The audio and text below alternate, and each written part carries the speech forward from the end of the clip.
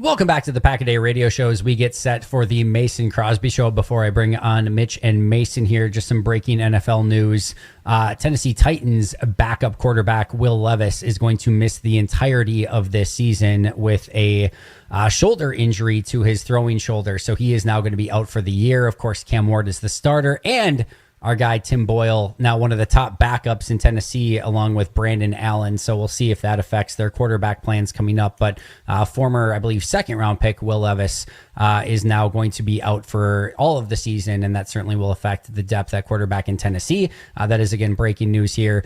But it is time, my favorite time, to bring on our good friends Mitch and Mason, who I missed so dearly at the end of last week. Fellas, how the heck are you guys doing? What's up? Yeah. How was your time off? What were you doing? Just hanging out, watching Scotty win championships, I'm guessing.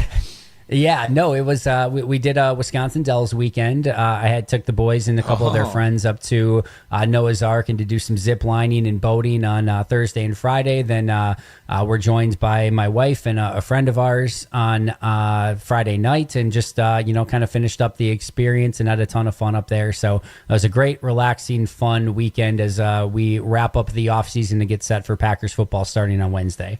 That's right. It's coming up. So we're going to dive into a lot of stuff today. Obviously, the Brewers are just the best team in baseball, so that's going to be a hot topic. And we have Drew Wagner on at 10, as we always do on Mondays. The Open Championship wrapped up. It was, there was one eventful moment yesterday when Scotty doubled, but I think he just needed to do that just to feel something, to feel alive. To have something matter for a moment. So Scotty goes and wins his fourth major. I can't wait to talk about just all things. We had a lot of audio on that. And then, we're going to kind of lump around Drew Wagner. We're going to have some Packers talk because training camp has started. I know, Andy, you are so excited. Are you going to be at a lot of the practices? Like, what's your plan as they start training camp out there? Yeah, my expectation was that I was going to be at all of them, and then the Packers over the weekend made a change to their training camp schedule, moved one date, and they added a practice. The date they moved to, I'll be fine, but there is a Friday practice right before family night that I will miss. So I will miss one training camp practice. The rest, as long as I'm healthy and good to go, I will be at all of them for. So, I'll be at pretty much all of them except for one. All right, don't go on IR. No PUP for Andy Herman. That's the goal. Nice. Staying active. Thunder, man. Like, what have you been doing? I mean, hey, bud. It's good to see you. You get your Packers gear. You're ready to roll. I mean, like it is that week, right? It's the week we've all been waiting for. Well, some of us, not really me, but no, it's exciting. I just like whatever the Brewers are doing. It is unbelievable. It is just like it's next level. Exponentially unbelievable what is happening right now with our Milwaukee Brewers. I'm here for every second of it. I'm trying not to get too excited on July 21st, but I want the World Series to start today because nobody is beating the Milwaukee Brewers today. And so I just need the season to end and them to just say, like, World Series starts today. Brewers play all 29 other teams. Let's go. I agree. And let's run the gauntlet and play everybody. Oh. The Brewers will win that gauntlet if the World Series were to start today.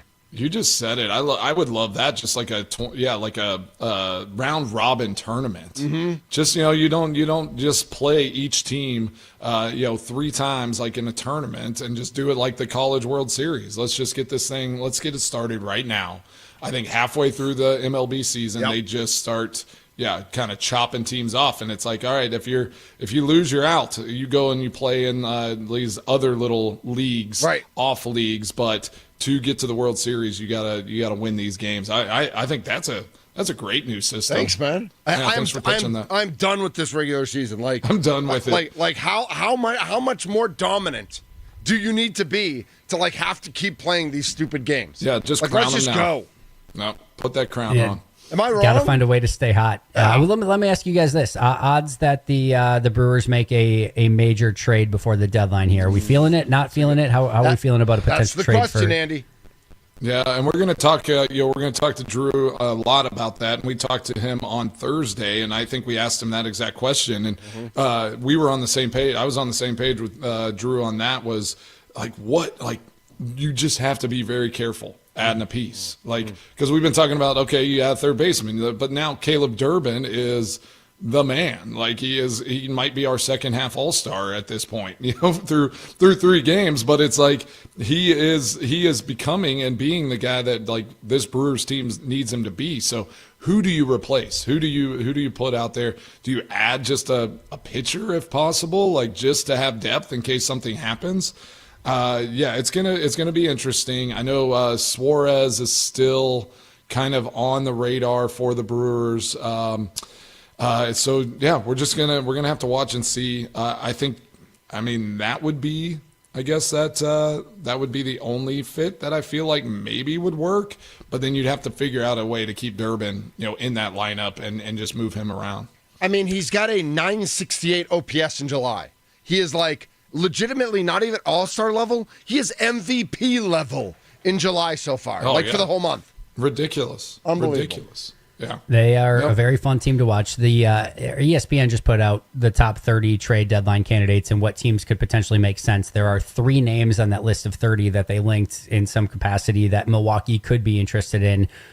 Eugenio Suarez is number 1 on the list, and Milwaukee is on that list of teams along with the Yankees, Cubs, Mariners, Tigers, and Giants. Yep. Number 22 on that list is Ryan McMahon, the third baseman for the Rockies. Yankees, Detroit, Seattle, and Milwaukee on that list. And number 26 is Nolan Arenado for the Cardinals, the Yankees, Detroit, all third baseman, Seattle. Andy. All third baseman, Seattle, Milwaukee on that list. So, all third basemen, Milwaukee on the list for all 3 of those, and nobody else on the list of 30 is Milwaukee listed for. So, again, make of that what you will. Suarez would certainly be insane. Of course, you've got the DH to kind of play with as well. But, yeah, it's an interesting situation where you probably want to add something. But to your point, Mason, you want to be really careful with messing with any of the chemistry and just sort of the magic formula that's working right now. Yeah, I mean, you can't deny what they did against the Dodgers in these 2 series. I mean, it's the 4th time in history that a team has swept in a 2-series sweep of the defending champs. I mean, that's just insane. So, I would be very cautious to go out and chase something whenever you're rolling like this team is rolling right now. They have a great thing going, and I think you just keep running with it. Yeah, I think so too. I'm just excited. I'm excited. Like any Brewers game right now is must watch. I'll definitely be watching again tonight, and I'm sure be talking about it tomorrow. And fellas, I know you've got a lot of Brewers coming up to talk about today, so I'm going to let you get to that. It's great to be back chatting with you. We're going to be talking, I'm sure, lots of Brewers today and tomorrow because it's going to be a lot of Packers Wednesday and moving forward. So it's going to be a fun week, guys, and looking forward to your show coming up today. Thanks, Andy. Great job as always. Let's get it rolling. Yep. Appreciate you. Appreciate you guys. Stick around for the Mason Crosby Show with Mitch Thunder Nelles, 9 to 11. They've got you covered until 11 a.m. right here on The Fan. Huge thank you to Tommy as well. You can find the Pack a Day podcast as well as the Pack a Day radio show wherever you get your favorite podcasts and over on YouTube as well. We're going to be back chatting Packers tomorrow with Paul Brettel. This has been the Pack a Day radio show. Enjoy your Monday, and of course, go Pack Go. A Super Bowl champion. The Green Bay Packers have won the Super Bowl. The Packers' all-time leading scorer. A game winner for Mason Crosby. It's time for the Mason Crosby Show with Mitch Nelles, presented by Verizon, the #1 network in Milwaukee, on 1250 AM and 105.7 FM The Fan. Powered by the Potawatomi Sportsbook and on the free Odyssey app.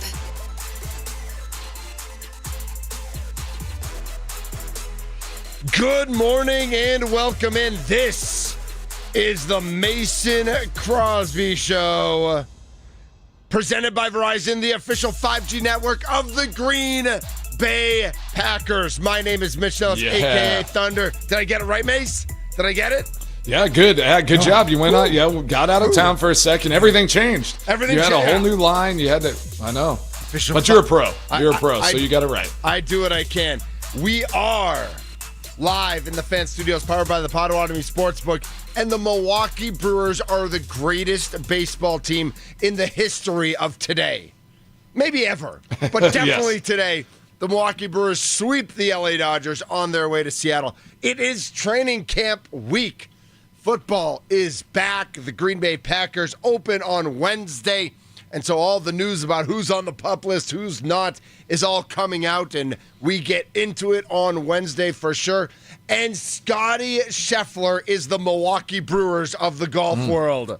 Yeah, he is, but he doesn't care. No, he doesn't care. Right, he just wants to hang out with his kids, and if they get to watch him just win and win and win and win, all the better. But he doesn't really care because he's just like in that zone right now. He is unbelievable what he is doing on the course right now.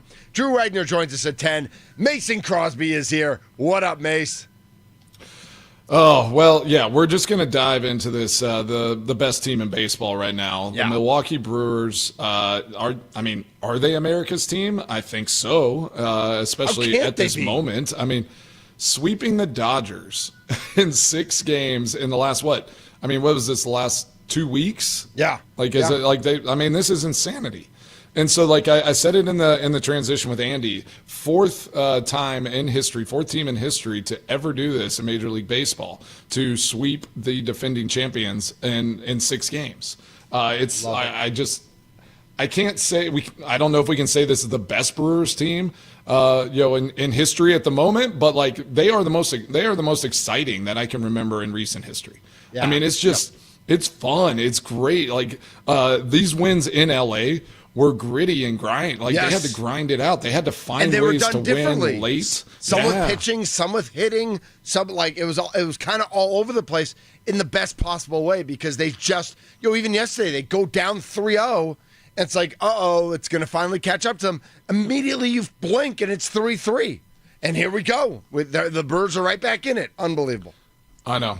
Yeah, the pitching was outstanding. I mean, what Priester did in that first game, because honestly, I will tell you in that first game, as we're coming out of All-Star break, I'm like, it's fine if the Brewers lose that opening game, go into LA.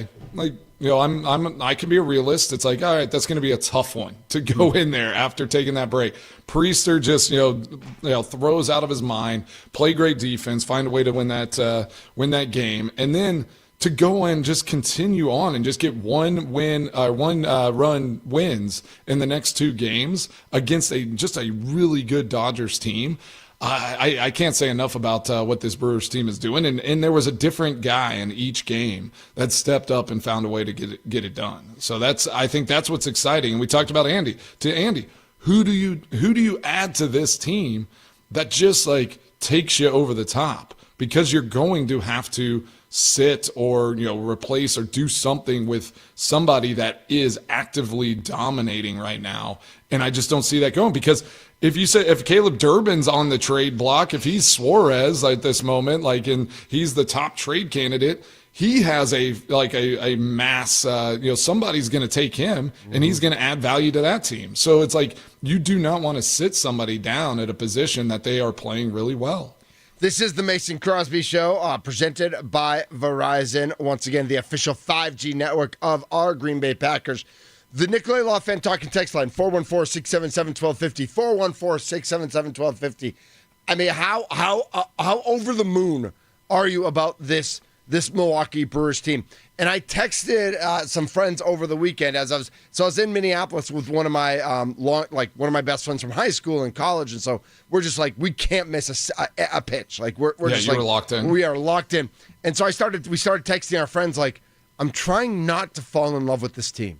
Like I'm trying to like. I don't want my heart broken. Right, exactly. And it's only July 21st. Yeah. And that's the thing about it, that it's like I'm a little nervous that it's like it's not the end of August, it's not the end of September yet, and they're this good and they're this fun to watch. Like, how do you guys were 13-0. Yeah. 13. You don't win a Super Bowl for going 13-0. You don't win the World Series for having the best record in the league on July 21st either. No, you don't. And here's the rough part about sports. The beauty of sports, though, is that if they don't win it all, like, our hearts will be broken. Yeah. Like, if they don't win the World Series with how they're playing now, what we'll remember in July, if they don't go on and win the World Series, you'll have a piece of your heart just snatched away. And that is the beauty of sports. That's the tough part of sports, but That is why we watch. That's right. And that is why we lock in, because It is July 21st, and we are just so excited about this team. We are on the cusp now of all the sports getting back into action, right? Like, it's like everything this week is going to start rolling. And it's so funny because, like, we're going to talk about Scotty in this next segment, because what he's been saying this past week is literally all that we deal with as sports fans, playing the game, doing all this, where it's like you have to guard a piece of that, because if not, you're just wide open and your heart's just getting torn all over the place. It's either out of joy and excitement, or it's out of just devastation and brokenness. So I love that. I like that. Devastation and brokenness. Oh gosh, yeah. Oh my gosh. Yeah, you don't want that in there. I know, but every sports fan experiences Sometimes you got to right? feel it. Yeah.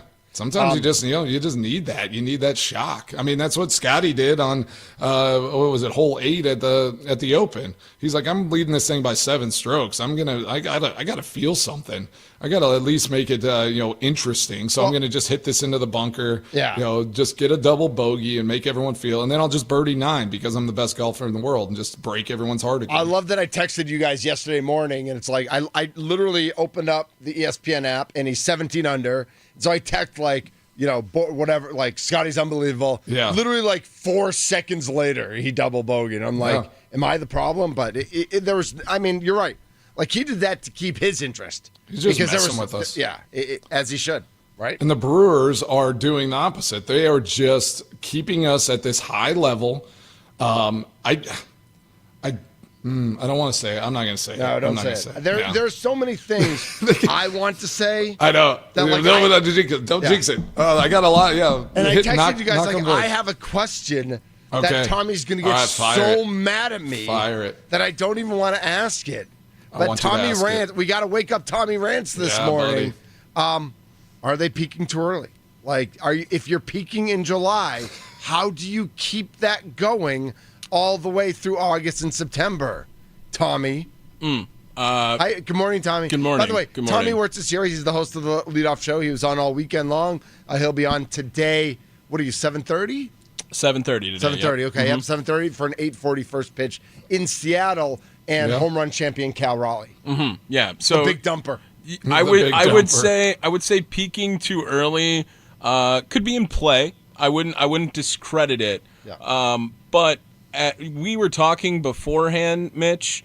Do you realize that Woodruff and Miz still get to pitch in this series? That's right. Woodruff, and they just swept the Dodgers. That's crazy. Without Woodruff or Miz. I mean, that's the thing. Like, that's the thing. How do you not get so excited about this team? They just swept the Dodgers, and Woodruff and Mizorowski didn't even pitch. Right. And now they pitch against this Seattle. bullpen. This bullpen is just insane. Yeah, the rotation and the I mean, all of it. Don't like whoever starts. Like your starters like our starters are dominant for the Brewers, and then like that bullpen just is so deep that like it's almost like, all right, you have so many starters. It's like one of those guys could, if you needed to, if you wanted, brought another guy in, you can like shuffle those things around. I mean, this bullpen is just ridiculous. Also, like, is Caleb Durbin peaking, or is Caleb Durbin just really good at baseball? Like, that's another prompt, because he's been really good for over Sometimes a you month don't even now peak. here. Yeah, that's the argument, Mitch. I don't know if there's a peak. Like, you just might be really good. Isaac Collins also just really good at baseball now. All of a sudden, right? If they were peaking, if they were peaking too early, it would be because Christian Yelich, Jackson Chourio, and William Contreras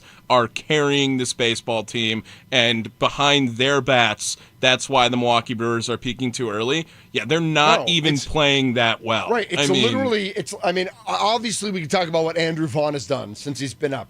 8 games, he's got 9 hits, 2 home runs, 12 RBI, undefeated in the games. Andrew Vaughn era, by the way. Yeah. 6 walks, only 3 strikeouts. His OPS is over 1,200. But really, when you look at July, it's Durbin and Collins, and then Chourio.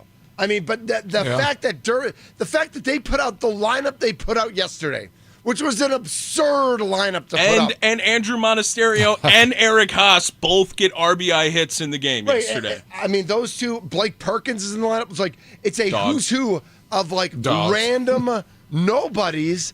And it's the bottom of the order that every inning is loading the bases. What is going on in the worldwide of baseball right now? And here's the thing, too, right? I mean, Frelick didn't play.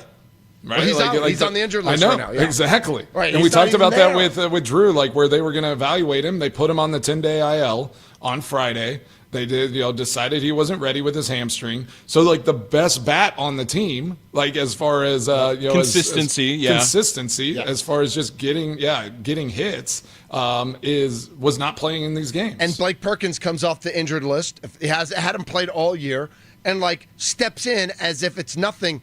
And even the last out, I mean, you talk about what this team does on offense. The last out of the game yesterday, Mookie Betts hits a laser to center field. And I think Jackson Chourio catches it. Like, he's a good center fielder. But the fact that you have Blake Perkins, who's Gold Glove level defense, he doesn't play enough to ever win a Gold Glove, at least at this point in his career. But the fact that you have Perkins out in center now is like that you don't have to worry about Chourio making a misstep in center, that Perkins is going to end games in center. It was a no-doubter. Like, he's taking care of that ball. The game's over. And even if Mookie Betts hit it as hard as he could, he hit it right at him. Game over. Like, shut down defense as well as what they're doing on offense. Yeah, I as of right now, like, again, I like Tommy's take, and I like your question about peaking, but there is something to be said just about playing really good ball in any sport. Yes. It's like, is there a peak? You don't want to plateau in a sense, but I think if they plateaued right now and stayed right here, we'd all be just fine, right? Like, if this was like, they peaked, they got onto that flat land, and this is it, and this is where they're playing for the rest of the season, we'd all be great. Of course, we don't want it to be this, all right, we got to the top and now we're going to be really bad, but like, it's hard to imagine it just like, falling off the face of the earth, which crazy things happen. But like, I'm ready for like, they can be plateaued right now and just just keep this train moving. You ready for the super hater take of the day? Oh, yeah, gosh. Of course. Yeah. So, literally a successful season as long as they beat the Cubs in the playoffs. Yeah, that's a super hater. Like, super hater take, right, but I'm totally cool as long as, like, the Brewers get to the playoffs and beat the Cubs. No. So, Tommy, here's the reaction 100%. to that. Come on. That we can't make fun of Cubs fans every day on Twitter for being obsessed with the Brewers if we're going to have a take like that and just be obsessed with the Cubs. Like, we can't be obsessed with the Cubs. We need to be better than that. I understand. Let the Cubs fans be scared of the Brewers. Let the Cubs fans freak out about Milwaukee and be obsessed with Milwaukee. Now. We're worried about bigger and better things. Listen, I don't even care if we don't play the Cubs in the postseason. Let's win a series. I would like to. I don't think I've showed Mitch this, but I did something this weekend, like free now. Like, you did not. I did. Yeah, I did. Big. I sent that to Mason. That was big. All right. That's 25 to 1 on the Brewers to win the World Series. That's a good number right now. $50 pays $12.50 over at the Potawatomi Sportsbook. I love it. So don't say I don't have my priorities straight here. I am all in on the Milwaukee Brewers. But I'm going to tell you right now. You hope they face the Cubs and just go through them. I want a 7-game series walk-off to go to the World Series. Like, just the ultimate heartbreak you can have. That is what we need for the Brewers versus Cubs series. You want those. You want that devastation. You want that, that shot to the heart. Well, and I'm on the Potawatomi Sportsbook website right now. First of all, it's down to 22 to 1 because of your big money on that. Thank you. Smart. So the Dodgers are the overwhelming favorite to win the World Series. Then the Tigers, Yankees. I don't see it right now. The Yankees are still up there. Phillies, Astros, Cubs, Mets, Blue Jays are all above the Brewers. Like, literally, the Brewers are the best team in Major League Baseball right now with the best pitching staff. How are all these teams still, like, who's betting on the Mets or the Blue Jays to win the World Series? Yeah, that's kind of a joke. Like, some of those teams, I get some of, like, the big-time teams that, like, are going to be tough to beat in a series, in a postseason series. But, yeah, Mets and Blue Jays right now does not make sense. Come on. That's good value. Tommy gets some really good value there. Look at that. Just great value. Doesn't it look so nice just seeing it on the screen? And I'm really glad you did that, Tommy, as opposed to win the NL Central. Oh, yeah, no. Because, I honestly, in a way, I care about it a little bit. The Cubs are still minus 250, Brewers plus 185.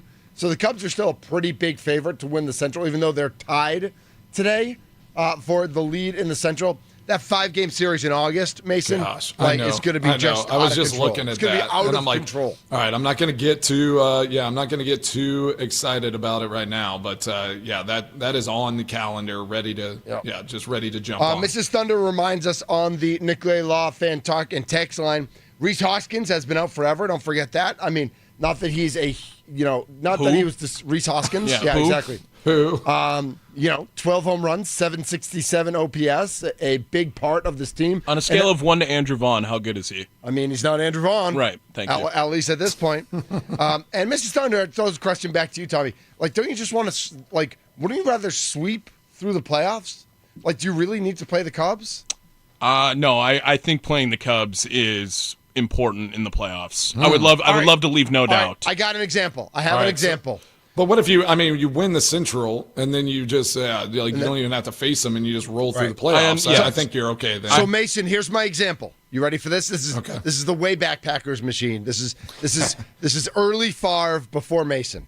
Okay. The Packers lose to the Cowboys every year. It's like literally, I remember being at a friend's house where he had a watch party where he went catatonic for 45 minutes after a playoff game. We're all like, there's a bunch of buddies over there. We're all like, we're playing, he's got Papa Shot in his basement. We're all hanging out. His mom's yelling at him, and he just won't get off the couch because the Packers lost to the Cowboys in the playoffs. The Packers finally win the Super Bowl. Guess who they didn't play? Yeah. They didn't play the Cowboys. They beat the Niners, an unbelievable game with the Wayne Simmons hit and Craig Newsome scoop, and then the Panthers upset the Cowboys, and the Packers end up beating the Panthers in the NFC Championship game. And listen, there was like probably 10% of a feeling of, we'd rather get our revenge against the Cowboys, and we would have wanted to beat the Cowboys on our way to winning the Super Bowl. But 90% was just pure elation of winning the Super Bowl. So I get what you're saying, Tommy, that we want to beat the Cubs, but we don't really need to beat the Cubs. We want to win the World Series. I totally agree with that. I have another example for you here, Mitch, that I think you can also relate to. Yeah. It is 2004, and the Bambino curse still lives on I know. in Boston. I know. You are down 3-0. The Boston Red Sox are down 3 games thing ever to beat your to rival. the New York Yankees. You're right. Who have won the most World Series championships of all time. And the history is roaming through New York always. And instead, when you are counted out and then at the bottom, when everyone thinks you are done, you come back, you punch your rival in the face, you then laugh at them as you go and roll into the 2004 World Series, sweep the World Series. You know what everyone forgets about? The 2004 World Series. Because everyone remembers beating the Yankees coming back from 0-3, down 3-0. I mean, how can you not be romantic about baseball? You're right. Come on. I mean, I beat get the that Cubs. too. Beating the Cubs is so much cooler. But see, at Tommy, that point. it's Tommy vibes, and he is on that roller coaster. He wants it he wants the highest of highs, and he wants the lowest of lows. Yes. So it's like he wants to face the Cubs because it's if you beat them, he gets that highest of high. If they beat the Brewers, then he'll feel that devastation. He wants to feel it in his heart. He's nothing like Scotty. He wants to feel it all. And he loves Scotty, but he's nothing like him. We got robbed of that when Jay Cutler got hurt in the championship game too. Because Caleb Haney, that was who cares? Same, right. Yeah, we're gonna beat them. Yes, but it's same vibes. I don't feel robbed from that. Fair enough. I feel pretty good about that one.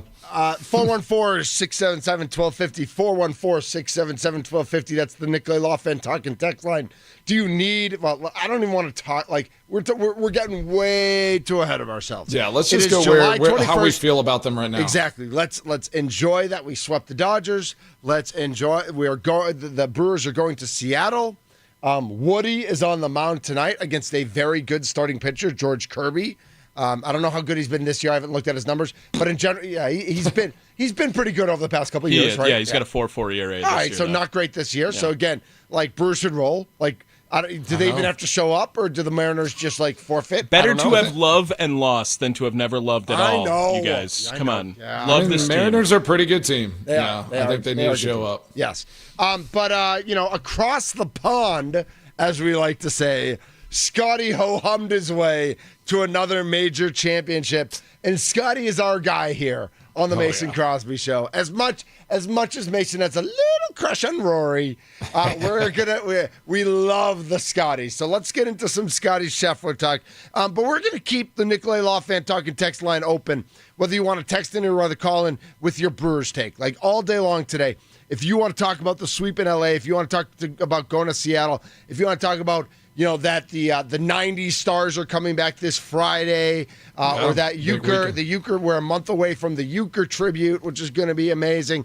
Also, if you want to, send in your congratulations to Mr. Mason Crosby, who has a big night Thursday night. He's gonna shave. He's gonna get dressed up. He's got to write a speech. Are you gonna write your speech? Do you write your speech? I did see. I think it's like interview style, so I don't know if I even have to give with Cass. Mark Cass. No. I'm gonna email Mark Cass. You want to take it over? I want it. He can. You can throw in a question or two. He can do Ernie and he can do Joe. I want to interview Mason Crosby. Come on. All right. I'm going first let's play too. Our strengths here. What are we doing? Come on. You're going first? That's crazy. Yeah, you should be last. Yeah.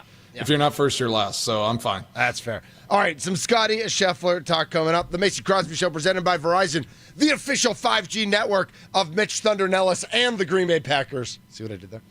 We are in the fan studios powered by the. It's true. I have Verizon, so I get it. Yeah. I liked it. Yeah, we're in the fan studios powered by the Potawatomi Sportsbook. We are playing at full strength. Tommy Wirtz is here. I'm here, and the kicker, Mason Crosby, is here. This is the Mason Crosby Show. Yeah, it is.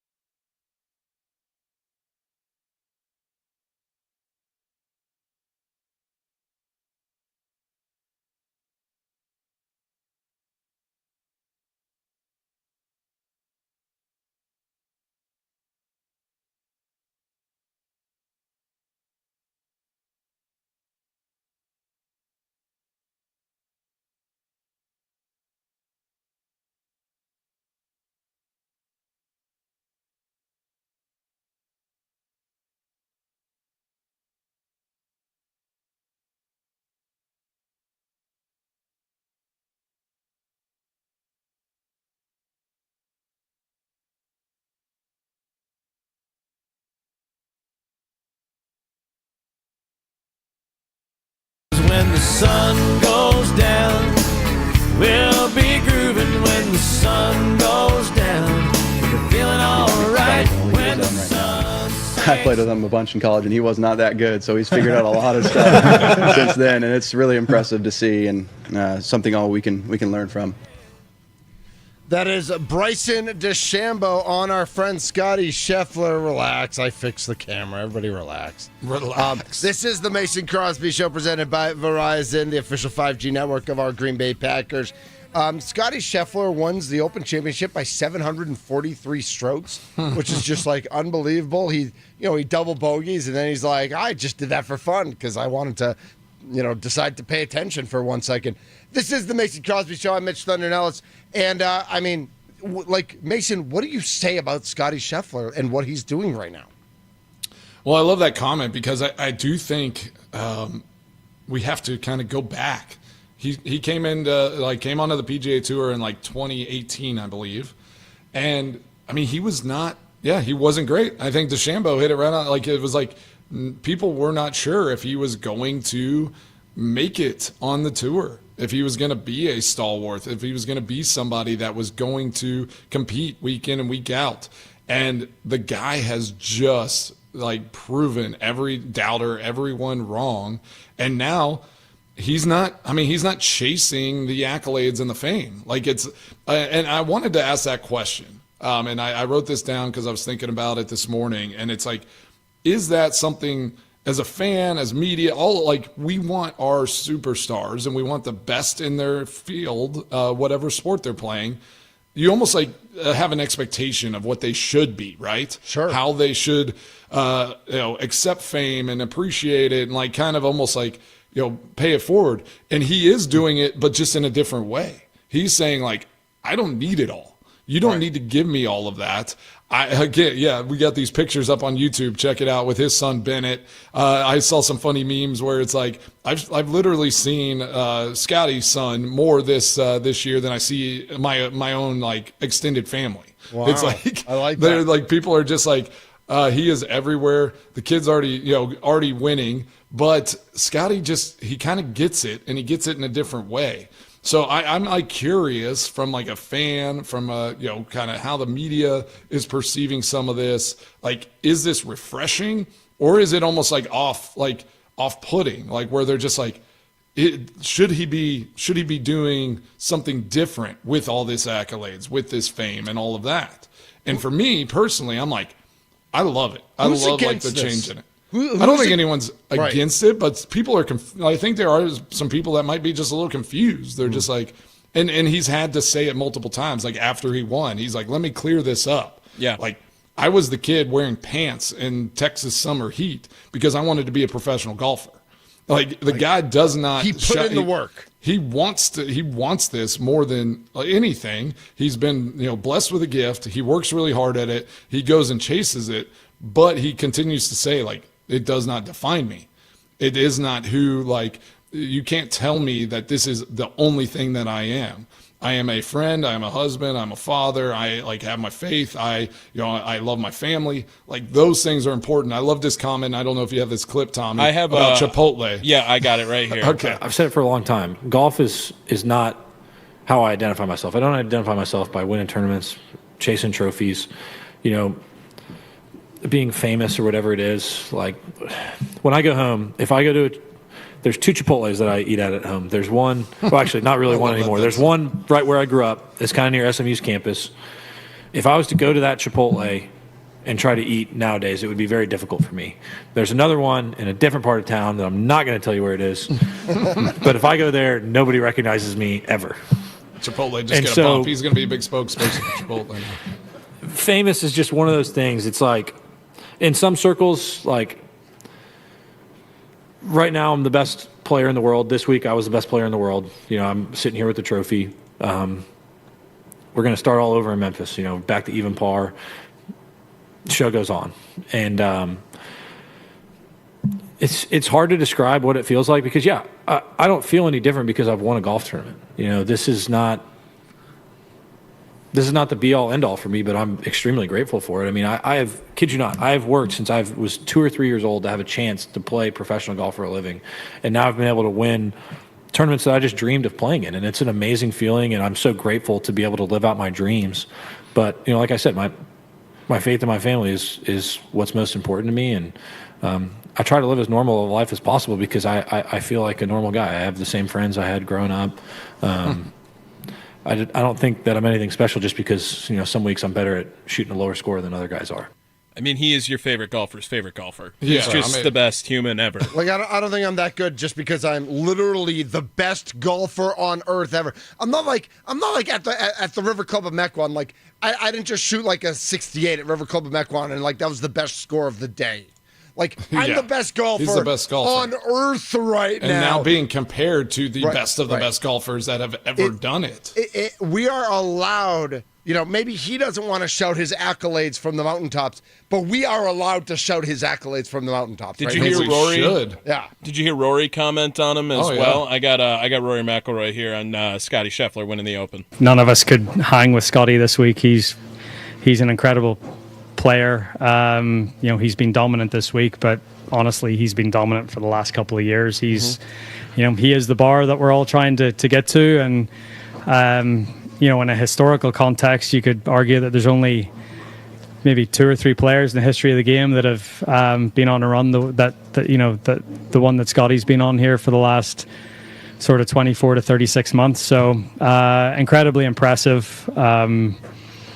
Yeah, you know, he's a very worthy winner, and but also he's a great person, and I think he's a wonderful ambassador for our game as well. So I'm really happy for him and Meredith and his family. You got to hear the Jordan Spieth comments as well too, right? He is the bar. Yeah. He is the bar. That is, I mean, there's no better way to put what he is right now. Jordan Spieth on Scotty Scheffler. He doesn't care to be a superstar.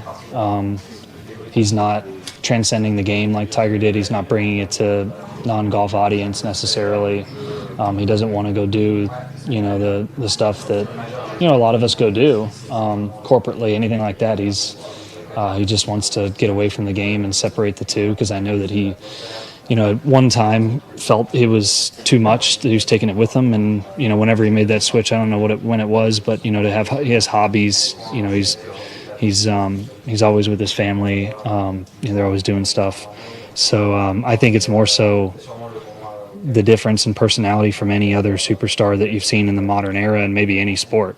I don't think anybody's like him. I love the comment where Scotty earlier in the week is like, I'm a sicko. I can't think of anything else more like when I'm on the golf course is I want to win. Yeah. And then Jordan Spieth is like, this guy's got hobbies and he's out here whooping us. Like, well, I think that's what he's saying though. Is like when he's on that course, like he's like, I've committed to this. I'm taking time away from my family. I'm taking time, you know, I'm doing this. I will not, like, he hates making bogeys. He loves grind, like he loves what he's doing. But I talk about that all the time. Like whenever I had like a kind of a change in path in my career, it was shifting focus from like being totally consumed by the game that you're playing and more just like, all right, this is what I'm doing. When I'm in it, I'm fully locked in, and now I have to get out of it every once in a while, because if it's all consuming, you can do it really well for a period of time, but then it will eat you up and it will spit you out, because it sounds like how Jordan said that like early in his career, it was all consuming. Mm-hmm. You know, it was all those things, and he's had a perspective change, and now he's just toying with everyone. He's like, you know what? This doesn't define me. Like, I'm going to go out there and beat all of y'all, but you're going to keep chasing me because I'm just going to go and have, you know, dinner at Chipotle with my kid. By the way, Jordan Spieth and Scotty Scheffler are the only 2 golfers to win the Texas individual high school state golf tournament 3 times. Wow. Makes sense. Spieth was, when he came on the scene, he was unbelievable, insane, and then he choked it at the Masters and has not bounced back since. I think the major. like you could say Spieth was that same thing. Like he was on that path. But he might have been consumed, and like he's saying, he got involved, like all this corporate thing, all these things pulling you in different directions, and then the main thing like gets lost. It's like golf, and it's like golf is your job, and this is what you're doing, and then your family. Like, get your priorities in line. I know Scotty's a big pickleball guy. I know he has like things that he does outside of it, and again, he says he just tries to live a simple life. He's not chasing all these extra things to maximize his time, and he's a different champion than like Tiger Woods, because Tiger Woods, like, he would be up there just saying like, I want to choke the air out of all these other players. Like, I want them to fear me on the course. And Scotty's just like, yeah, I'm a great guy. Like, it's almost like it's like this slow play where it's like you're just getting whooped by somebody that just is just better than you every time he steps on the course. So, but one thing though, and I wonder if this is a similarity they have, is some of the other golfers are talking about how, like, on Sundays, Scotty will go into blackout mode. Oh yeah, like where he will just like where he laser does focus. As much as he loves Chipotle and loves his family and loves his kids, that like while he's on the course on Sunday, like he won't even acknowledge you. You can't even talk to him. You can't have a conversation. He's so laser focused. And I think what we are, that's why he's never lost a 54-hole lead. Exactly. And what is so impressive about him is that he can do that and compartmentalize that, to do that just on the field, but then to leave it on the course. And that it doesn't consume him Monday through Wednesday. It doesn't consume him when he's with his kid and when he's with family and when he's eating at Chipotle. And again, that's a developed skill. That's not, early in his career, he clearly didn't have that. He was not able to just, laser focus. If you try to focus on it every second of every day, it's hard to get into that zone. Mm-hmm. The zone is something different. It's something that is, it's innate, and you have to train for it. So he has done that work. He's put in that effort so that whenever he is on that course, you are not going to rattle him. And that is why he is the best rebound player from a bad hole to what he does on the next hole in the game of golf. He makes double, and then he instantly birdies 9. And so it's just he's Sam Obasanya. Yeah. Right? He's a goldfish. Exactly. Right? He's a goldfish. Oh, my gosh. Yeah. He's probably Ted Lasso's best friend. We need to petition to get this to be the new logo of the PGA, too, by the way. Just Scotty just drilling it right there. That is awesome. He's the most fun athlete. And he's not a robot. Well, he brings in, and he brought up also, like, Jordan Spieth did, where he's like, he's not bringing the game to new people on golf, but he is just enhancing the experience for true golf fans always too. Because his swing is not like anyone else's. Like, he'll get that thing set in weird spots. Like, he had every shot imaginable at the Open Championship. I mean, he's hitting these low chasing stingers. He's hitting like the high fades when he needed it. Like, he can hit every shot imaginable, and his feet are moving. He doesn't look like anyone else with this, the rigidity where they're just locked in, and it's like every other kind of golfer looks similar with their footwork, how they set the club, how they do their thing. Scotty is a unique animal in this, and I think through all of that, he wanted to get more power. So he's like, all right, I got to move my feet this way. Like, I got to launch at it. And through that, I think that's when he probably learned the mental training as well. So he has done the work. It's not that he doesn't work at it. He just allows it to be his job. He allows it to be on the course when he's there. He is going to be the best golfer and the best that he can be in that moment. And then he's going to go and be the greatest dad. Whenever this kid is walking up to the green, and it's like he stops the trophy presentation and goes and make sure that was still the main thing. Those things are so awesome, and he is becoming an icon, whether he wants it or not. He is an icon of golf now. Oh, no doubt about it. This is the Mason Crosby Show, presented by Verizon, the official 5G network of the Green Bay Packers. We're in the Fan Studios, powered by the Potawatomi Sportsbook. Remember, the Nicolay Law Fan Talking text line is 414-677-1250. 414-677-1250. We still want your thoughts on how good this Milwaukee Brewers team is, and then how good is Scotty Scheffler? Like, is he becoming can't miss TV if he is in in the final group, or if he's relevant on Sunday, if he's or just starting on Thursday? Like, do you have to watch what Scotty Scheffler's going to do because he's going to make whatever tournament he's playing in relevant? Which is, it's been, we've had Rory. The answer is yes. Yeah, 69 days till the Ryder Cup. All right. Where's the Ryder Cup this year? Beth Page? Yeah, Beth Page. Yeah, okay. Going to be epic. Nice.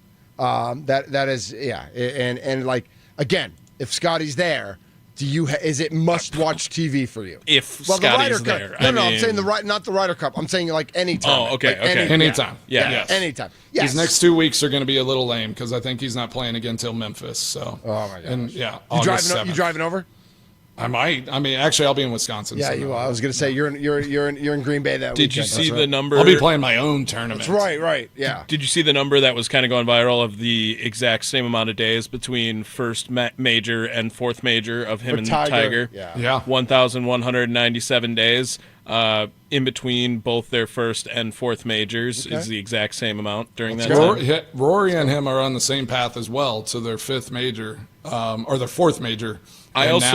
Now it's like, what does Scotty do? Does he separate himself from that? I also have 2022 to 2025, Scotty Scheffler, 81 events, where Tiger from 2002 to 2005 was 79 events. 81, that's insane. Scotty has 20 wins. Tiger had 18 wins. They each had 4 majors. Yep. Scotty has 2 players, and Tiger did not win a players during that time. And what is SG? SG round? I don't know what that means, but it's the exact same number as well for both of them during that. Yeah. So this is, I love it. Yeah. I mean, he's doing epic things, no doubt about it. Drew Wagner coming up at 10 o'clock to talk more Brewers with us. We're gonna switch gears slightly, maybe talk a little bit Packers. It is training camp week. Training camp opens on Wednesday, and so I know Andy made a big deal that it's like, for a lot of casual baseball fans, the Brewers kept everyone's interest. We're bigger baseball fans than that, so we're gonna stay locked in on the Brewers. But we're also gonna focus on what's going on in Titletown. Is it the year that they can bring the title back to Titletown? So we're gonna talk a little Green Bay Packers when we come back here on the Mason Crosby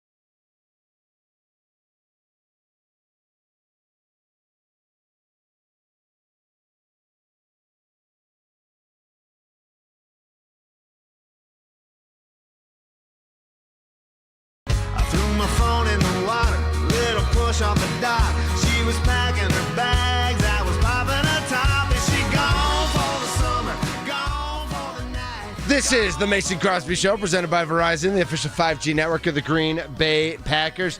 Mason, are you feeling the football vibe at all? Or are you like, I know, like. Oh, I'm ready. Yeah, you're ready. Okay. Yeah, Nolan's in full swing practice. Football is coming. I'm excited to see what our Badgers are going to do. I'm excited to see all these teams returning to camp. But yeah, I mean, it's kind of like a Scotty thing where it's like now I just look at everything from his perspective. Okay. And it's just it's funny because I resonate with how he what he says and what he thinks, because that's kind of how I approached what I did as well. Sure. But being in this media space and getting on, it's like it's fun to kind of have the different feelings. And I talked about devastation and like feeling those hard things and the highs and the lows. So I do have that question, like for Packers fans, when training camp starts, this buildup, all this stuff going. It has to feel a little bit, though, like what Scotty, goes through on a weekly basis, where then training camp starts, you go to those first practices, you see everything happen, and then you're just like, all right, now we're in it, right? Like there is this almost like letdown a little bit right after it starts, right? Where you're just going to be like, all right, now we have a bit of time until that regular season. We're going to be following and doing all those things, but that energy and that excitement sometimes, and then you're in it and you're moving. And that's how I always felt when I was going to camp. Like these days where you're like getting ready to go, it's like it's hard to like do anything before. Like you're kind of getting yourself ready, getting your mind, your body right. But then it's like you show up and then you take a breath and you're like, all right, I've done this a million times. Let's go and get into the grind of things a little bit. So Wednesday, July 23rd is report day. Saturday, August 9th is the first preseason game. Yep. That's against the Jets, the first of 3.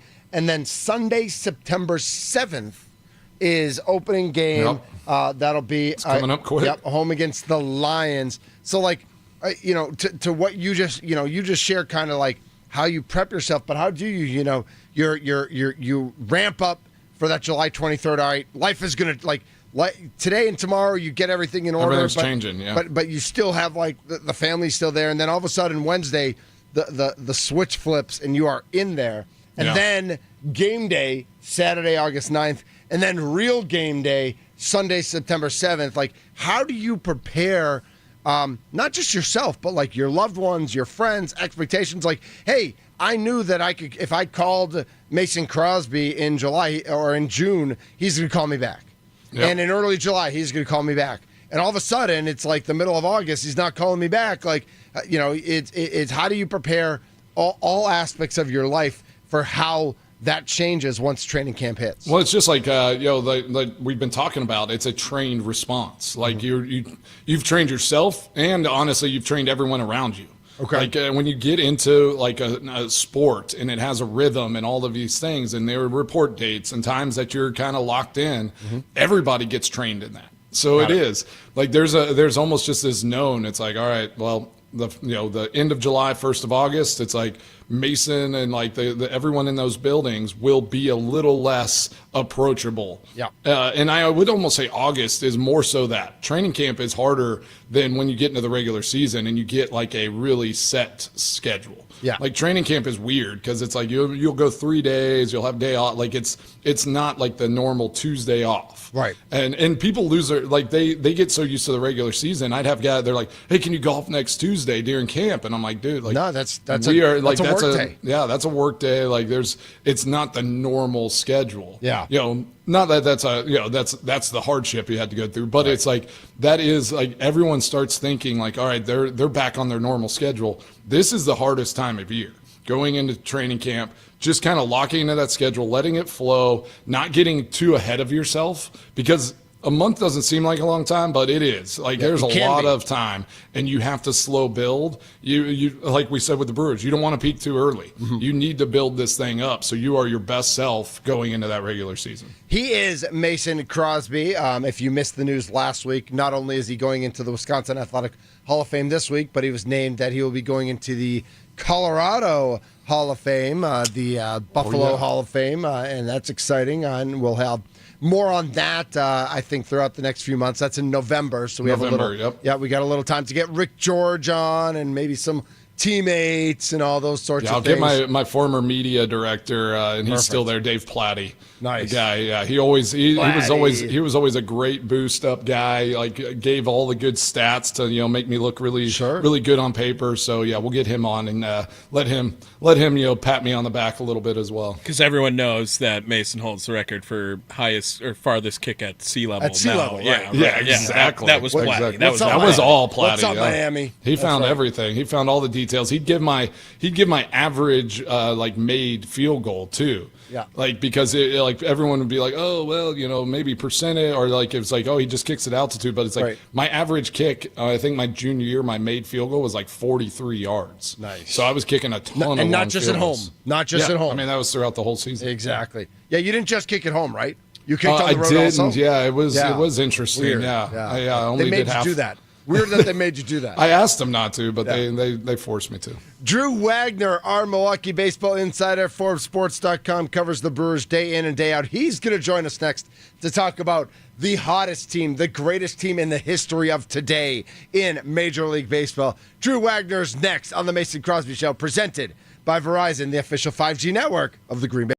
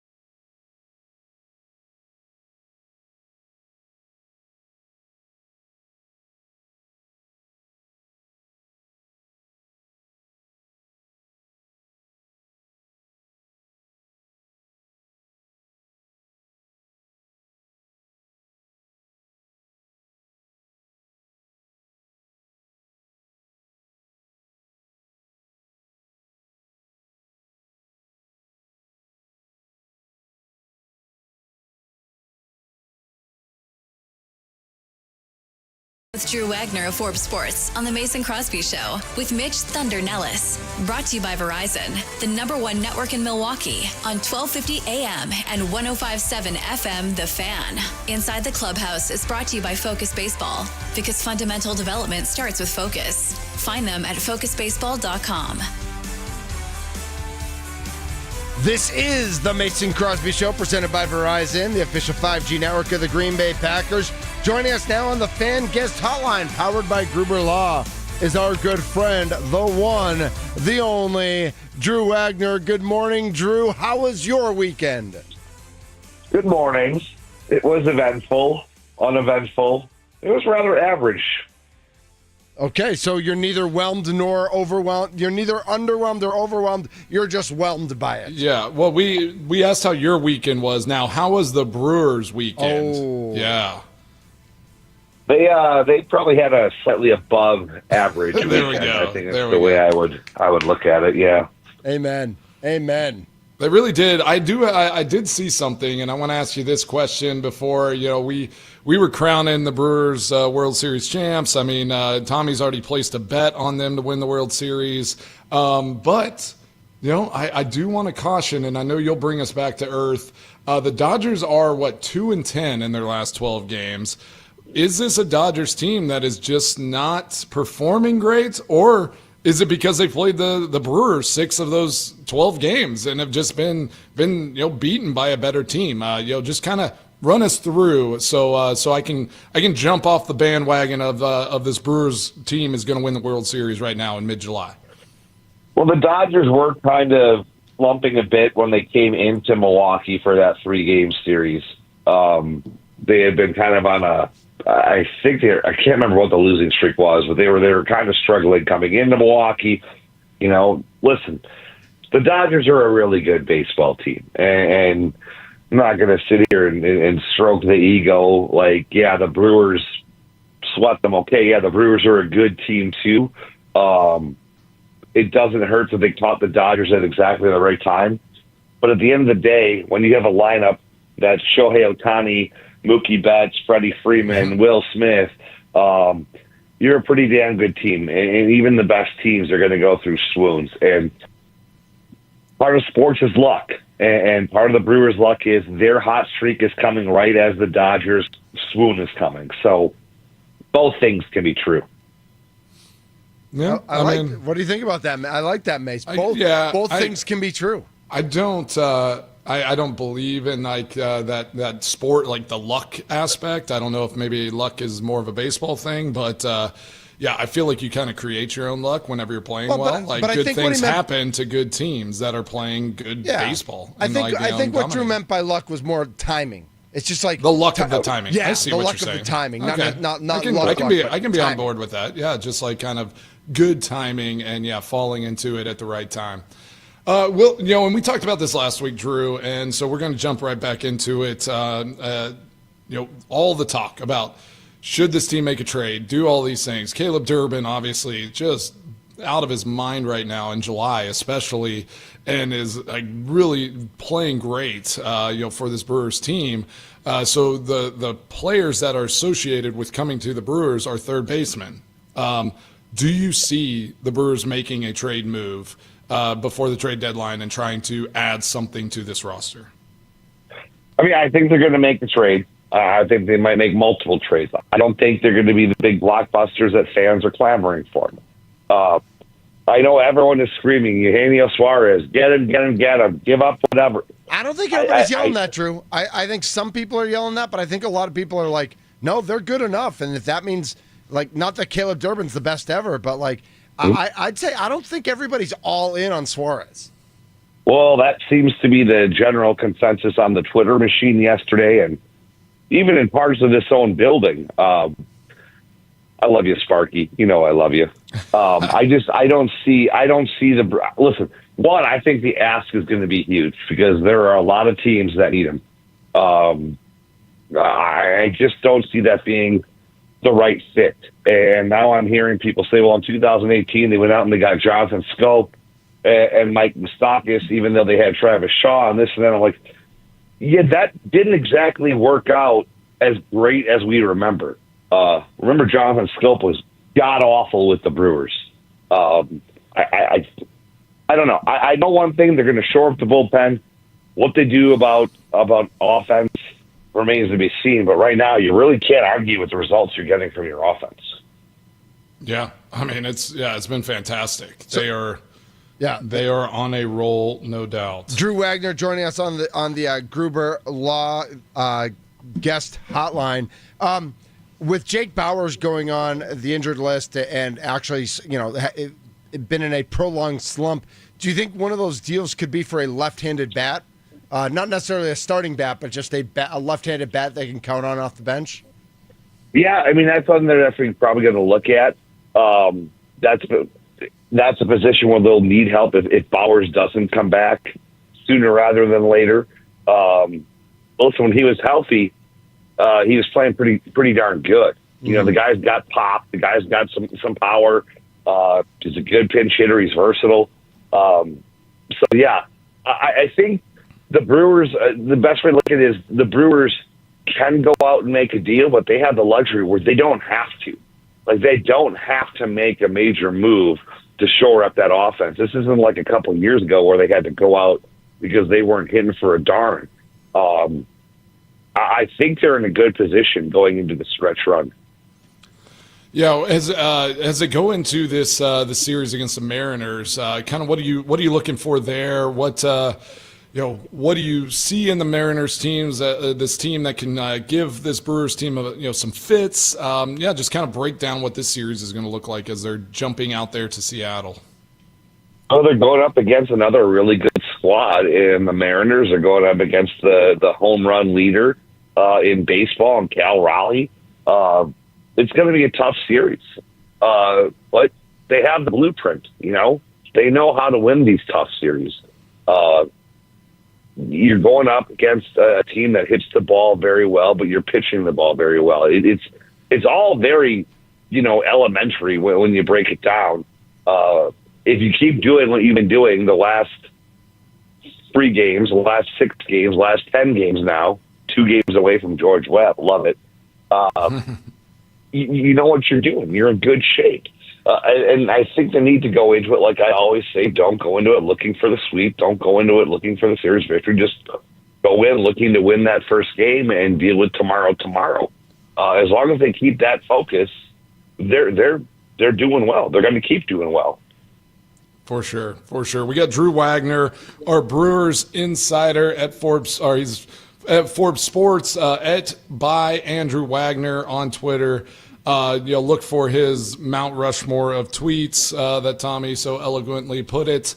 I'm looking at that series, and I'm just thinking about this Brewers team, and I know how your kind of mindset, as I'm getting to know you better, Drew, works. Is, do you think for this Brewers team, kind of how they're built, what their makeup is, would you love to see them like hovering in this tied for first, kind of right behind the cut, like staying hungry through the end of July into August, where it's like they are still chasing something? I always worry about a team that gets out in front and then like the Dodgers, where that's when you can slump if you kind of relax. So I think, do you think this team is in a better position if they are just kind of right on the cusp and still staying hungry and chasing? I think so.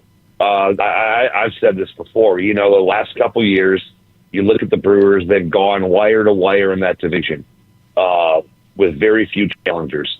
And then they get bounced by the team that comes roaring a heater into the postseason. Arizona, the Mets, go further back.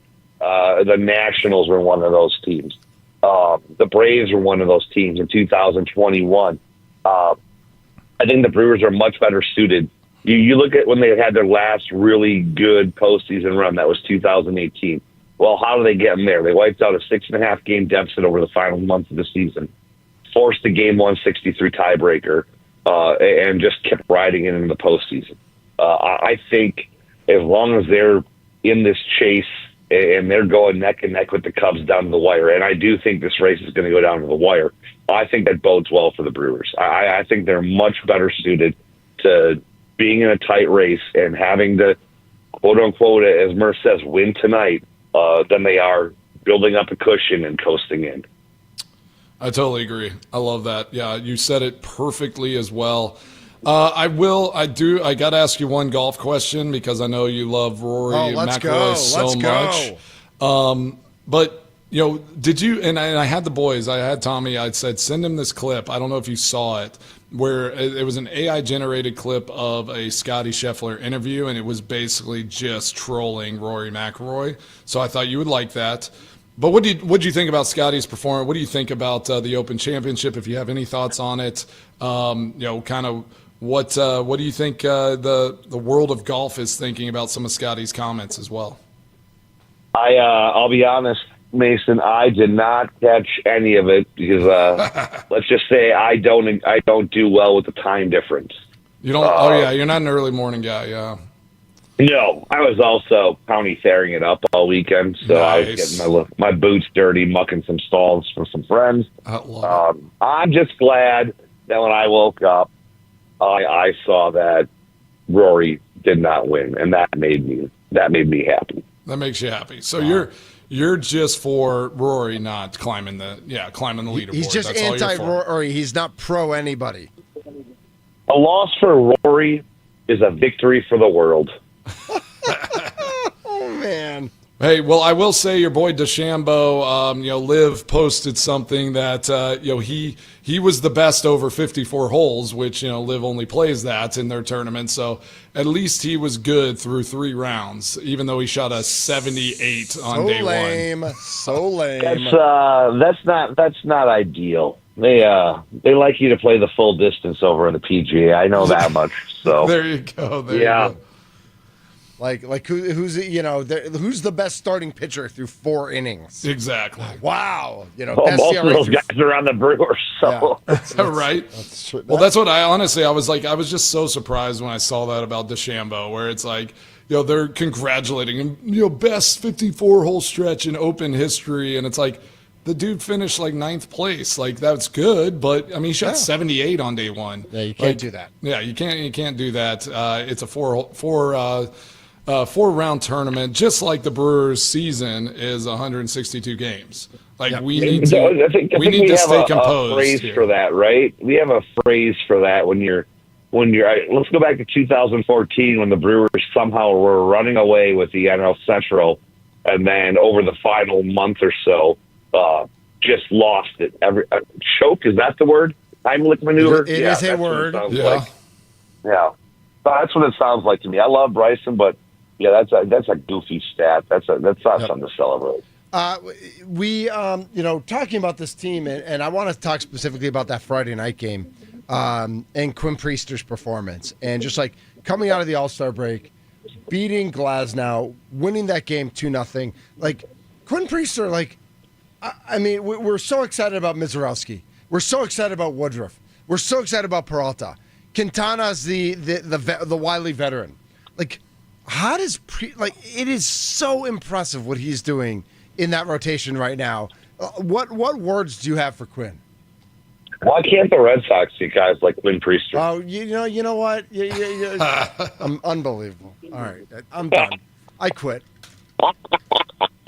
No, you're right, Mitch. I mean, I don't think we're talking about Quinn Priester enough. I think that guy, what he's done this year is incredible. It's been so fun to watch. You're watching a dude figure it out in real time. You're watching a guy learn how to pitch, literally from pitch to pitch. He's building confidence every time he releases the ball, every time he steps on the mound. You have to be excited for him. You keep talking about the young talent the Brewers have in this system. Mizorowski is getting all the attention right now as being the future ace of the staff. It kind of reminds me of the Burns, Woodruff, Peralta trio as they were coming up. You knew that Burns was going to be the flashy guy, the star that got the awards and accolades, and Woodruff was just out there being that solid guy every single start. And I see the same thing right now with Miz and with Priester, and Priester filling that Brandon Woodruff world. He's the guy that's going to go out there every 5 days, give you 7 innings, strike out a ton of dudes, give your guys a chance to win. I love watching the guy pitch. I really do. He's probably the best story on the team this year. I love that. Yeah, I mean, he's 8-2 overall, only behind Freddie Peralta, and when you look at Freddie Peralta, 12-4 as his record is just insane. So applaud him on what he's doing. Yeah, this pitching staff is just stacked. So do you think that if they go into this trade deadline, you think they will try to maybe add a piece into that bullpen? Would be one of your guesses there. Yeah, and that's the Brewers' MO. That's everyone's MO at this time of year. You don't, especially with the Brewers bullpen. Jared Koenig has been working a ton. Nick Mears has been working a ton. Uribe has been working a ton. You got to give those guys a blow. You got to get a fresh arm in there. They may have some options down in the minor league level. Maybe you give Yoho another run, but they've got to find a way to get that's some extra firepower in that bullpen. They haven't had. That's the weird thing is for all the success the Brewers have had with pitching over the last couple of years, their trade deadline pitching acquisitions have not worked out very well at all. And that's something they've got to turn around. Interesting. Yeah. Do you think there's any chance a guy like Logan Henderson or Tobias Myers could end up helping in the bullpen? If they don't find a good fit on the trade market, maybe. And I was thinking about that the other day, especially because you're going to try and monitor those guys' innings and workloads. Do you maybe start shifting Henderson or Myers into relief roles going down the stretch? That could be something. Something to keep an eye on down at Nashville. We're getting to that point in the year where those guys are kind of close to or surpassing their innings totals from the year before. And we know that you want to go maybe 30% more than the previous year in terms of innings pitched. That could be an option. I think they want to keep those guys starting as much as possible, but it's definitely something that could be if they don't find the right fit on the major league trade market. Well, and I think of a guy, especially like Logan Henderson, who's such a strikeout guy. Like that's the kind of guy you might want, as a seventh inning opportunity to, take some of the stress off the other guys. If it's a guy like Logan Henderson who can come in and get some big strikeouts. Yeah, it's definitely possible, and it does fit the mold. The question is, do you want to do that to your guys? Do they have relief experience in their background? Because it's not as easy as just shifting a guy. It's a different mindset. It's a different workload. It's a different recovery program. There's a lot that goes into it, but I definitely think it's something that they explore as they go into the stretch run and try to find ways to shore this team up as best as possible. Well, awesome. Drew Wagner, Forbes Sports, our Brewers clubhouse insider. Really appreciate you, Drew, and we'll talk again on Thursday. Sounds like a plan, boys. You have a good week. All right, you too. You too, Drew. Enjoy the late nights watching those games. Brewers in Seattle for the next 3. Drew Wagner, of course, joins us on the Fan Guest Hotline powered by Gruber Law. One call, that's all. So he doesn't see Suarez. He doesn't see that big move.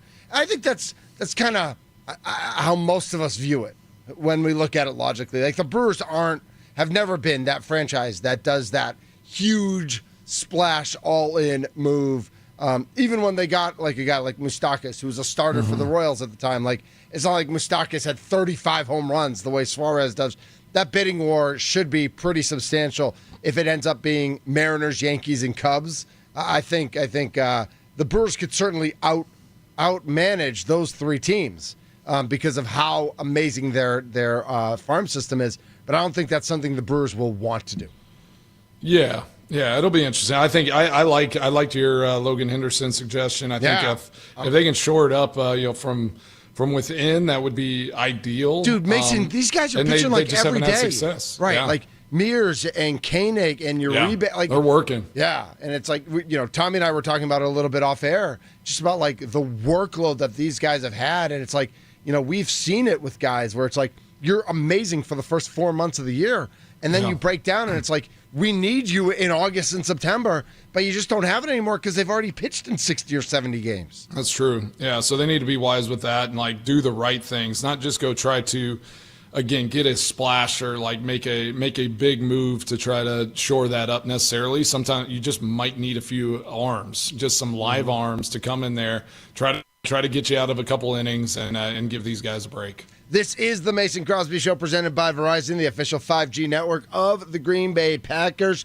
It is training camp week. Training camp opens on Wednesday. Andy Herman, his life is about to change big time as he will be diving into all the training camp. He does like play-by-play of all training camp. It's unbelievable. I don't know, like, I don't have 3 packs a day. I don't know. Right. Ooh, nicely done. Nicely done. But we're going to get into, according to pretty much every local and national prognosticator, I know most people haven't made their official picks yet, but when you look at like early predictions, I think most teams think the Lions are the class of the NFC North. And, I think a lot of people still think the Vikings are really good, even though they have a first-year quarterback starting, so we'll see how that goes.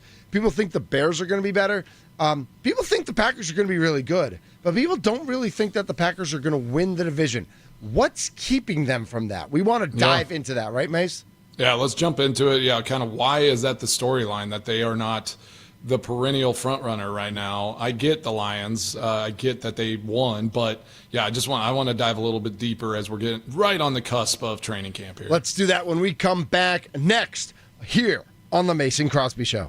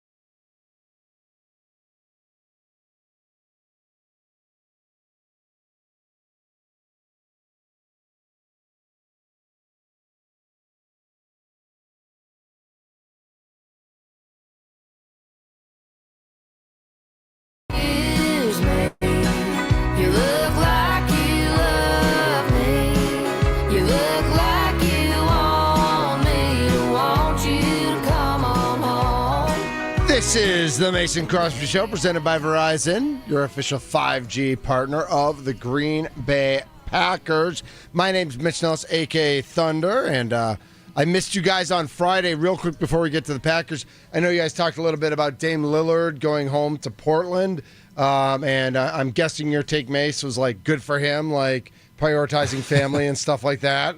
And we missed yeah, you. it was. Sorry, I think it was just interesting. Sorry it didn't work out in Milwaukee. Yeah, I think it's just, but again, like a unique situation where how often does an organization, do something like this, where it's like they released him, injured, are still paying him, and now he's able to, and gave him this ability and this freedom to make a decision for his career and his life. Absolutely. And he chose family, and he chose going back to Portland, and he chose a team that, who knows, they could surprise a little bit this year. Like they're doing some things and they're trying to make some moves.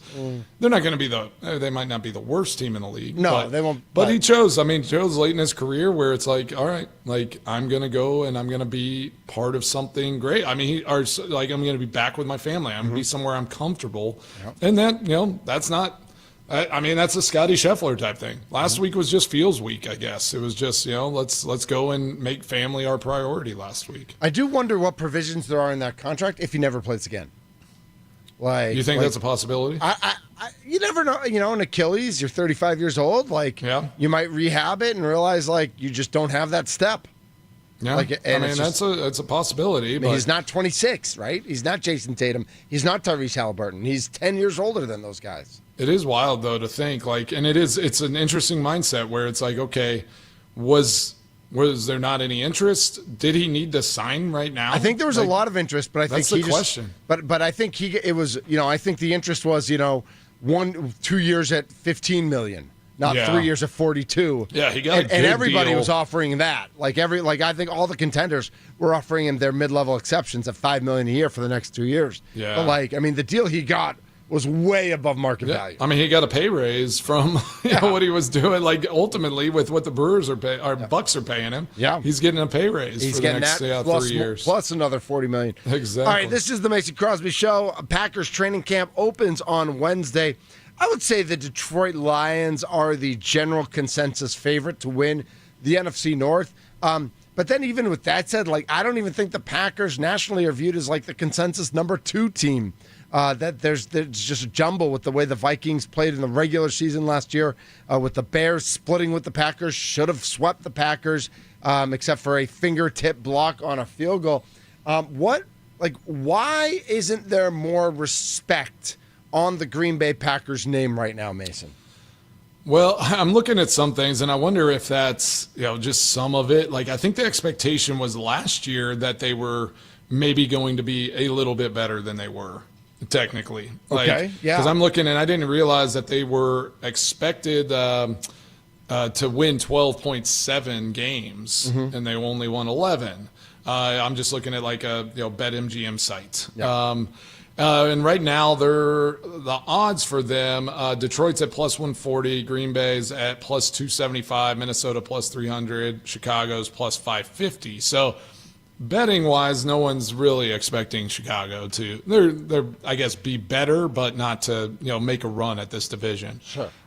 So when I look at the odds or whatever, because again playing the game, you never thought about odds. It was again you're in a game, you're playing a game, you're doing these things, and it's who cares what the odd makers say? If we have a 1% chance, we're gonna we still have a chance. You're going to go out there and do it. So, but Mason, not necessarily odds for a game, but if you knew in July that you were, kind of the second favorite, but the Vikings are still pretty close and the Lions, would you know, would that ever add fuel to the fire or put a chip on the shoulder about we should be co-favorites with the Lions or we're really good or something like that? I think you'd know where you stand when you're starting in this time of year. You're all right, people aren't, here's where they're expecting us to be. Mm-hmm. And yeah, you definitely want to, and there will be conversations, LaFleur, it's all right, here are the expectations from the outside world, but here are what our expectations are. And that's to go win the North. And that's to go, get this done, take over the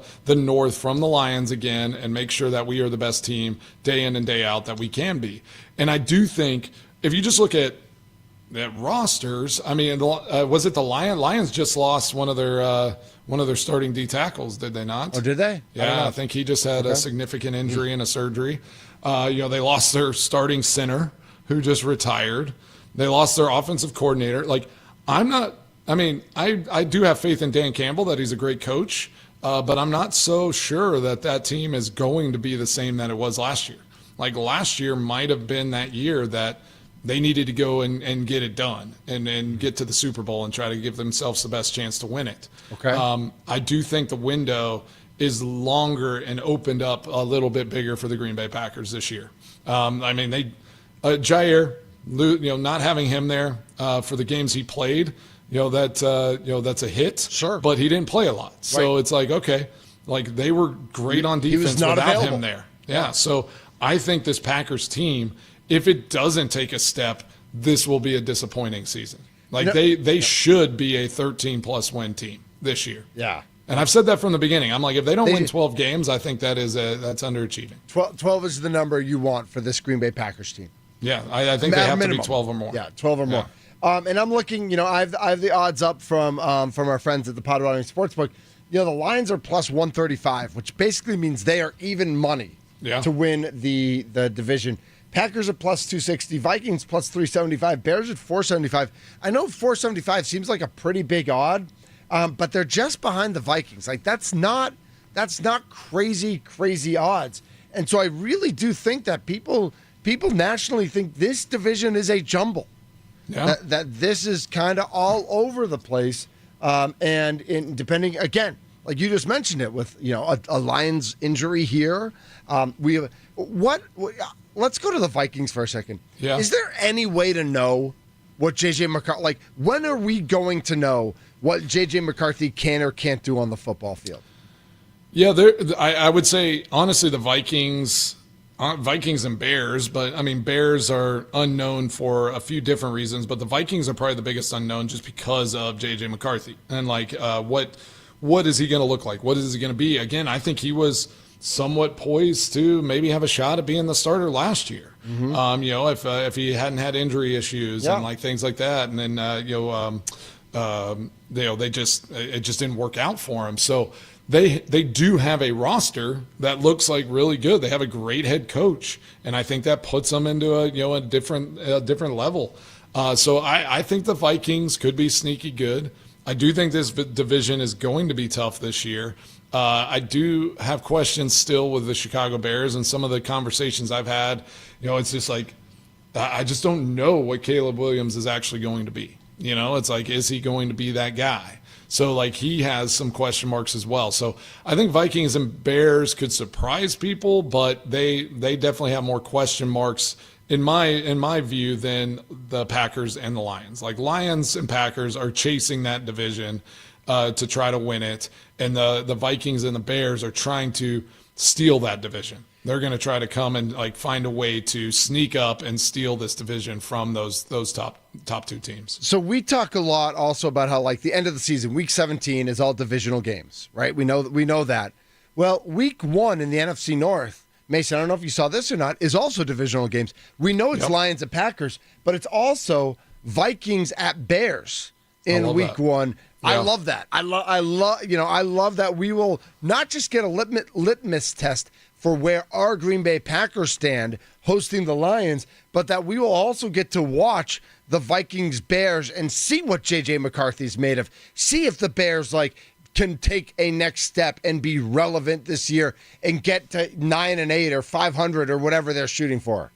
Yeah, I always wanted to play the toughest teams early. Like, you want to play the Lions right out the gate, because they're going to be trying a few different things. They lost their 2 coordinators. They're got to have a new center, have new people in some different positions. Like, you want them right now, and you want to see where you're at, see how you match up, throw some different things at them, and then they could have a good season, but at least you got them early on and hopefully get a win out of that one. Yeah, I was just going to ask, is that really? You do want that as a product for the NFL, though? I mean, we've seen now, especially since they've eliminated that 4th preseason game, like week 1 is sloppy always, and especially like for two teams that the NFL is going to try to have marketed as Super Bowl contenders throughout the season. Like, they get to play week 1. It's a nice, fun divisional game for sure, but like, does it really matter at all as far as what's going to be at the end of the year, what happens week 1? It doesn't necessarily matter what those teams are going to be throughout the season as far as like how they rebound, but like, yeah, it matters. I mean, obviously you get that division win and you win that game. Yeah. It's that's a big step in the right direction. So like, I love starting the season against the divisional opponent, especially a good divisional opponent, because then you know that, all right, we instantly have a lead in that division, and now we're just trying to stack it, week in, week out. But what's the difference? But then, like, what about the mindset of like hunter versus hunted now again? Like, well, that week 1 will set that up for everybody, because those two teams who win those games are like immediately like that. It's not like a team in the NFC North is beating the Houston Texans. It's a team winning a division game first week. Like, I think this is going to set a tone. I want the Packers to be the hunted team. Like, they need to be the team that everyone's chasing after. Like, they need to take that step, and I think they are poised to do it. They just it's not like they just need to decide to do it. Like, it's not like you just say like, oh, okay, I think we're going to be good this year. Like, they need to have a mindset that everyone, we are the standard, just like Scotty, like Rory said for Scotty. Like, the Packers need to solidify themselves back into that, like we were for many years, with Aaron Rodgers and with the teams we had. It's like, be the hunted. Let them hunt. If you get in a position where you have to go hunt other teams, that's fine. But like, nobody wanted to face us, even when we were the team hunting them, because we kind of had some unfortunate things and our record wasn't what it needed to be. Nobody wanted to face us because it was tough. And I want the Packers to take back that dominance. Go into the playoffs where everyone has to come through Green Bay. And I do think here's probably the biggest thing why there's a question mark on, will the Green Bay Packers win the division? Okay. And I think it's just the history of kind of like Matt LaFleur, great coach, had some great regular seasons, and we've won the North and all that. But I think that some of those playoff games, some of those moments and those situations where maybe the coaching, some of these things didn't go the way that it should have, kind of linger now into the regular season. It's just kind of like, all right, is this the team that can get over that hump? And will they just like free themselves up from some of these mistakes, some of these like situations that didn't go well? All right. So I think that's it. Because if you look at it too, like the rankings of coaches, I mean, you have Campbell, you have Ben Johnson. I think as far as the pundits are ranking, where does Matt LaFleur rank in this? The NFC North, and the NFC North head coaches. He's not last. He's not last, but I mean, Ben Johnson's probably last because he's not been a head coach. Like, you got to put Ben Johnson probably last. But his track record as an offensive coordinator is fantastic. Real quick, 414-677-1250, 414-677-1250 is the Nicolay Law Fan Talk and Text line. Where do you rank the 4 NFC North coaches? Give us your rankings. Call us or give us a text at 414-677-1250.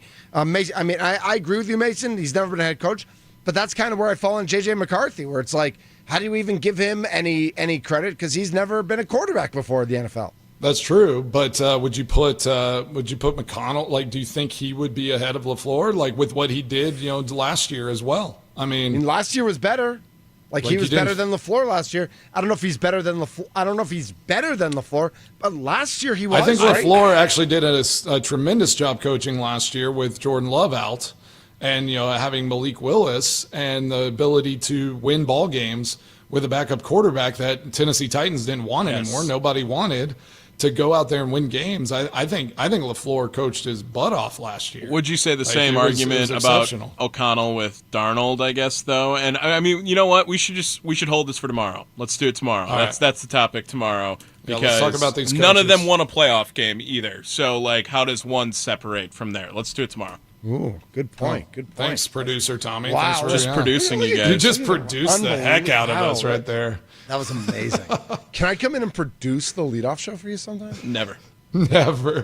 Who does it all. Producing himself. This is the Mason Crosby Show, presented by Verizon, the official 5G network of our Green Bay Packers. We're in the fan studios, powered by the Potawatomi Sportsbook. Mason's extra points on a Monday after watching lots and lots of golf and getting his son off to football practice camp and all those, hard-hitting, They're going like morning ninth to it graders is. beating the crap out of each other, all that good stuff.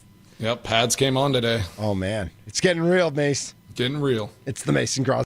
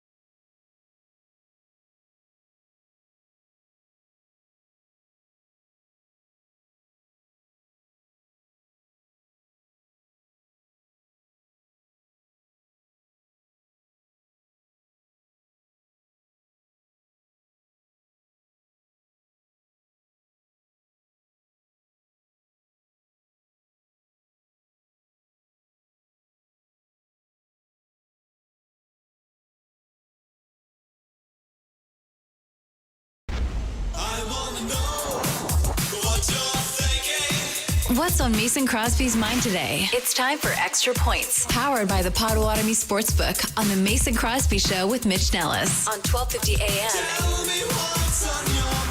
and 105.7 FM, The Fan. All right, great Monday. It was a fun weekend. I loved getting up early, watching Scotty Scheffler just dominate throughout the whole tournament there. And just not letting it affect his life. He is just who he is, and he is everybody's favorite golfer of all time. I am so pumped about this Brewers team right now. They are going to Seattle tonight. You do not want to miss the leadoff show with Tommy Warts. It's going to be the best. Warts. No one ever says it Tommy, Rance. why did I say warts? I don't know. But the word word is spelled WOR, right? Word. I've words. always said it right. That one just came out weird. Word. You just have so many names to me now. Warts. But yes, get the leadoff show an hour before our Brewers. Every game before the Brewers go. Tommy works every day, all day long. We appreciate you, Tommy. And then we're gonna dive into some more Packers stuff as Packers training camp. Does it officially? Do they practice on Wednesday, or are they just? I think they report tomorrow. I think they're practicing on Wednesday. I think they're practicing on Wednesday. I think that's right. So they must. It's go time. So Jordan Love reported on Friday. So what is tomorrow? Weigh in and stuff. It's just getting better. Yeah, tomorrow's just like physicals. You just come in, your thing. What was the fattest you ever came in at? Fattest I ever came in. The heaviest. Probably my rookie year. Really? I came in. I think I was like 220 something. Okay.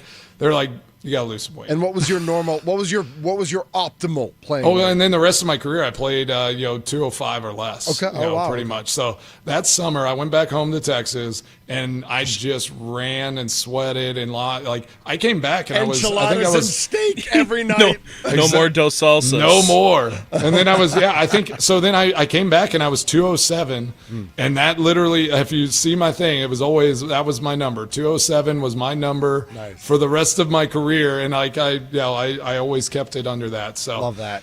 But yeah, I had to literally work my butt off that rookie summer just to get underweight. Remember, you can listen to us wherever you listen to your podcast. Just search up Mason Crosby Show, Apple Podcasts, Spotify, Odyssey, iHeart. We are everywhere right now. Every highlight, every awesomeness that we do on this show, whatever works for you. And YouTube. Find us. And YouTube. Yeah, we're on YouTube. Oh my gosh, we're on YouTube look at our right beautiful now. faces. Wait, I'm on. Is that live? Did you see my shirt? Bogies? This was in order of Bogies Bar and Grill. Nice. Make it a double. Oh, yeah. Very nice. Yeah, I like that one. Yeah, delicious. Absolutely delicious. Mace, Monday's done. We're done. It's a normal week, though. Yeah, it is. I'm going Monday, Tuesday, Thursday, Friday, and I'll be in studio for IRL 2 days. Thursday, Friday, right? Yeah, it's go time. Maybe my Cannot. kids will even make an appearance. Oh wow! I'm excited. Yep. That would be fun. Awesome. The Mason Crosby Show presented by Verizon, the official 5G network of the Green Bay Packers. We're in the Fan Studios powered by the Potawatomi Sportsbook. It's going to be a great week. We're just getting started, everybody. Have a great rest of your Monday. Later. Hey! I was